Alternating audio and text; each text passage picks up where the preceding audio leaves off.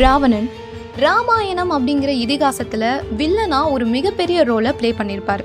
என்னதான் இவர் வில்லனா இருந்தாலும் கூட ராவணனுக்குன்னு தனியா ஒரு ஃபேன் பேஸ் எப்பவுமே இருக்கதான் செய்யறாங்க. குறிப்பா சொல்ல போனா தமிழ் உள்ளவரை ராவணனது புகழ் என்றுமே பேசப்பட்டு கொண்டுதான் இருக்கும். அப்படிப்பட்ட ராவணனுடைய பிறப்பு எப்படி இருந்துச்சு, அவருடைய இளமை காலம் எப்படி இருந்துச்சு, அவர் வாழ்ந்த இடம் அந்த அரண்மனை எப்படி இருந்துச்சு மற்றும் அவரை பத்தின ஒரு சில சுவாரஸ்யமான விஷயங்களை பத்தி தான் முழுக்க இந்த வீடியோ இருக்க போகுது. அதனால வீடியோவை ஸ்கிப் பண்ணாம ஃபுல்லா பாருங்க. கண்டிப்பா இந்த வீடியோ உங்களுக்கு இன்ட்ரெஸ்டிங்கா இருக்கும்.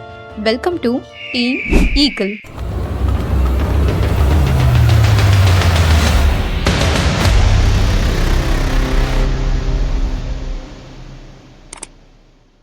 தேவலோகத்துல அப்சரஸ் அதாவது தேவதைகள் நிறைய பேர் இருப்பாங்க. அப்படிப்பட்ட தேவதைகள் பாக்குறதுக்கு ரொம்பவே அழகாவும் பிரகாசமாகவும் நமக்கு காட்சியளிப்பாங்க. அந்த தேவதைகள்ல ஒருத்தவங்க தான் சுகேஷா அப்படிங்கிற தேவதை. இவங்களும் தேவதைக்கே உரிய பிரகாசமான முகமும் அழகையோ தோற்றம் கொண்டவங்க. ஒரு முறை சுகேஷா தெரியாம ஒரு தவறு செஞ்சிடுவாங்க. இதனால கடவுளான பிரம்மாவோட கோபத்துக்கு இவங்க ஆளாகிடுவாங்க. பிரம்மா கோபப்பட்டு சுகேஷாவுக்கு ஒரு சாபத்தை அளிப்பாரு. என்னன்னா, மறு ஜென்மம் நீ அரக்கர் குலத்துல பிறப்ப அப்படின்னு சொல்லிட்டு. அந்த சாபத்தின் படியே அவங்களுடைய மறு ஜென்மம் அரக்கர் குலத்துல தான் நிகழும். அரக்கர்களுடைய தலைவனான சுமேலிக்கு மகளா மறு ஜென்மத்துல கைகேசி அப்படிங்கிற பெயர்ல இந்த சுகேஷா பிறப்பாங்க. அரக்கர் குலத்திலேயே பிறந்தாலும் கூட அந்த தேவதைக்கு உரிய லட்சணம் கொஞ்சமும் இவங்க கிட்ட இருந்து மாறி இருக்காது.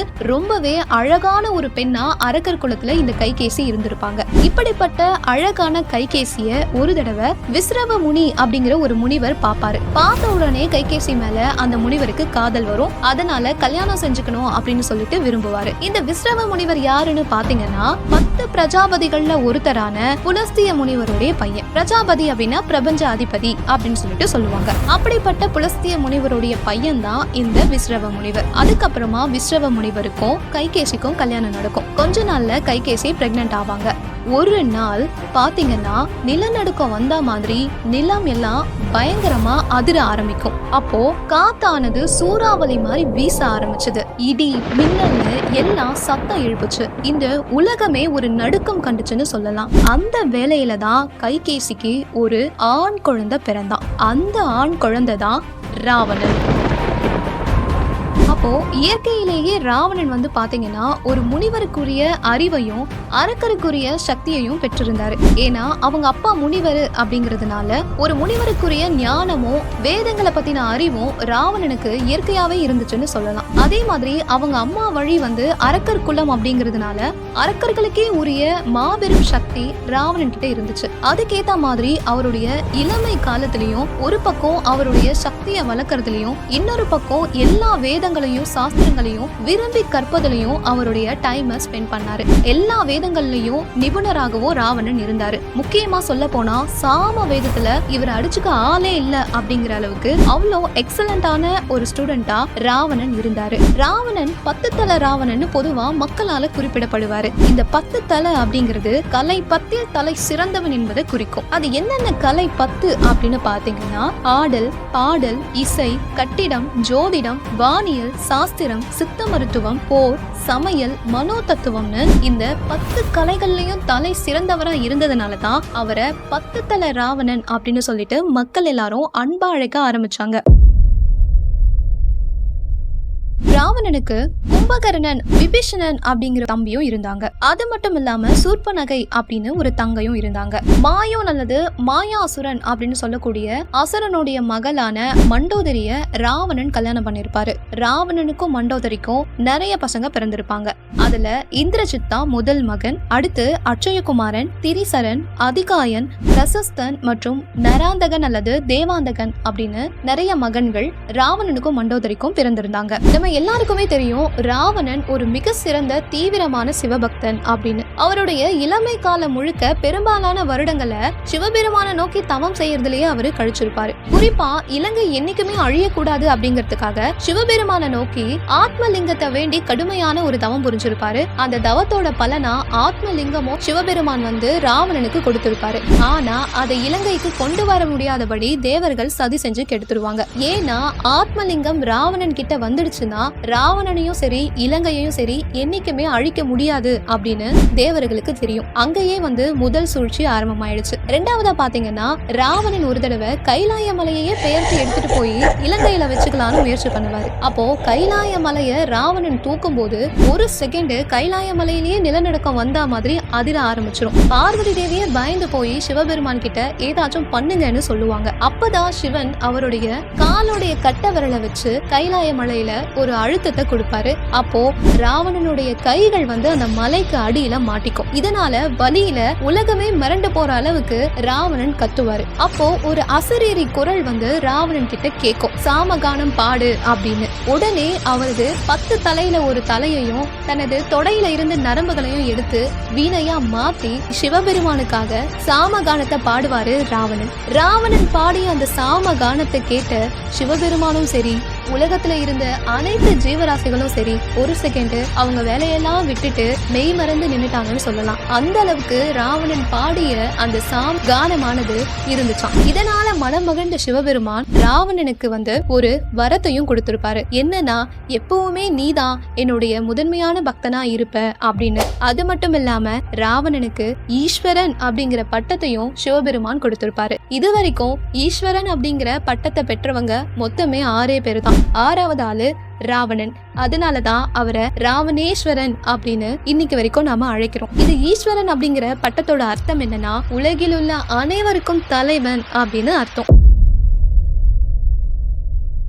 அழகும் பசுமை வளமும் செல்வ செழிப்பும் மிக்க இலங்கையில ராவணனது கோட்டை பாத்தீங்கன்னா அவ்வளவு ஒரு பிரம்மாண்டமா இருந்துச்சு. இத முதல் தடவை ராமன் பார்க்கும் போதே வாயடைத்து போறாரு. முதல் தடவை இலங்கையை நோக்கி வானர படைகளோடு ராமர் போகும்போது ஒரு உயரமான இடத்துல இருந்து இலங்கை நகரை பாப்பாரு. பார்த்த ஒரு செகண்ட் ஸ்ரீ ராமருக்கே இவ்வளோ நாள் அயோத்தியா தான் இந்த உலகத்திலேயே ரொம்ப அழகான இடம்னு நான் நினைச்சிட்டு இருந்தேன். ஆனா அந்த எண்ணமே இந்த ஒரு செகண்ட்ல எனக்கு மாறிடுச்சு. ஏன்னா அயோத்தியாவை விடவே பல மடங்கு அழகு செழிப்பு வாய்ந்தது இந்த இலங்கை அப்படின்னு ராமரே ஒரு இடத்துல சொல்ற மாதிரி இருக்கும். அந்த அளவுக்கு ராவணனது அந்த கோட்டையும் சரி இலங்கை நகரமும் சரி இருந்துச்சு. இன்னைக்கும் இலங்கையில நீங்க போய் பாத்தீங்க அப்படின்னா சிகிரியா அப்படின்னு ஒரு இடம் இருக்கு. இந்த சிகிரியா இடம் முக்கியமான டூரிஸ்ட் பிளேஸ்ல ஒன்னா இலங்கையில பார்க்கப்படுது. அதை விட முக்கியமான விஷயம் என்னன்னா, இந்த சிகிரியா கோட்டையில தான் ராவணன் அவர்கள் வாழ்ந்ததா இப்ப வரைக்கும் நம்பப்படுது. இந்த சிகிரியா கோட்டை பாத்தீங்கன்னா தரையில இருந்து 200 மீட்டர் உயரத்துல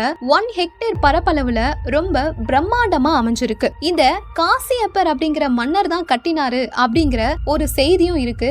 இருந்தாலும் ராவணன் தான் இங்க வாழ்ந்தாரு அப்படின்னு நம்பக்கூடிய அளவுல பல ஆதாரங்களும் இந்த சிகிரியா கோட்டையில காணப்படுது. ராவணன் ஒரு புஷ்பக விமானம் வச்சிருந்தாரு அப்படின்னு நம்ம எல்லாருக்குமே தெரியும். அந்த புஷ்பக விமானம் இறங்குற மாதிரி ஒரு எலிபேட் மாதிரி இந்த சிகிரியா கோட்டையோட மேல காணப்படுது. பாருங்க, கிட்டத்தட்ட கிறிஸ்து பிறப்பதற்கு முன்னாடியே இந்த கோட்டையானது டிசைன் பண்ணப்பட்டிருக்கு. அந்த காலத்திலேயே மிக உயரிய தொழில்நுட்பமும் மிகப்பெரிய செங்கலையும் வச்சு ரொம்ப பிரம்மாண்டமா இந்த கோட்டையானது அமைஞ்சிருக்கு. இன்னைக்கும் நீங்க இலங்கைக்கு போனீங்கன்னா இதை உங்களால பார்க்க முடியும். ராவணனுடைய நகரம் மட்டும் கிடையாது, ராவணனுடைய கோட்டை மட்டும் கிடையாது, ராவணனுடைய படையும் அவ்வளவு பிரம்மாண்டமா இருந்துச்சு. முதல் தடவை இலங்கையை கண்டுபிடிச்சு போன ஹனுமனே ராவணனுடைய படைய பார்த்து ஒரு செகண்ட் வாய் அடிச்சு போய் நின்னுட்டாரு. இத திரும்பி ராமர் கிட்ட அவ்வளவு புகழ்ந்து இலங்கையை பத்தியும் இலங்கையோட அந்த படைய பத்தியும் ஹனுமன் சொல்ற மாதிரி ஒரு இடத்துல ராமாயணத்துல அமைஞ்சிருக்கும். அதை விட முக்கியமான ஒரு விஷயம் என்னன்னா, ராவணன் செல்ஃப் கான்பிடென்ட் அதிகமா இருக்கக்கூடிய ஒரு பர்சனாலிட்டி. இதை எப்படி நாம தெரிஞ்சுக்கலாம் அப்படின்னா,